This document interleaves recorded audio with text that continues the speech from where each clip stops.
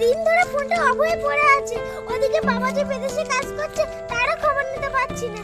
যাই দেখি পম্পা দিদির বাড়ি।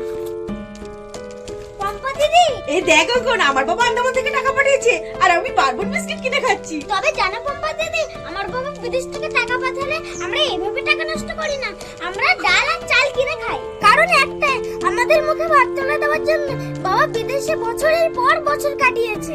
আজ আমার বয়স 8 বছর। এই 8 বছরের মধ্যে আমার মায়া, মমতা, স্নেহ, ভালোবাসা যা কিছু পেয়েছি সবই ফোনে ফোনে। তবে তুমি জানো পম্পা দিদি, আমি ভগবানের কাছে রোজ প্রার্থনা করি আমাদের দিন হলো দিন খাওয়া দাও, কিন্তু আমার বাবাকে আমার কাছে এনে দাও।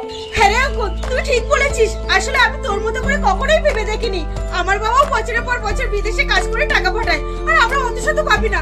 আমাদের ইচ্ছা মতো খাওয়া দাওয়া, পোশাক সবটাই নিজের ইচ্ছা মতো করি।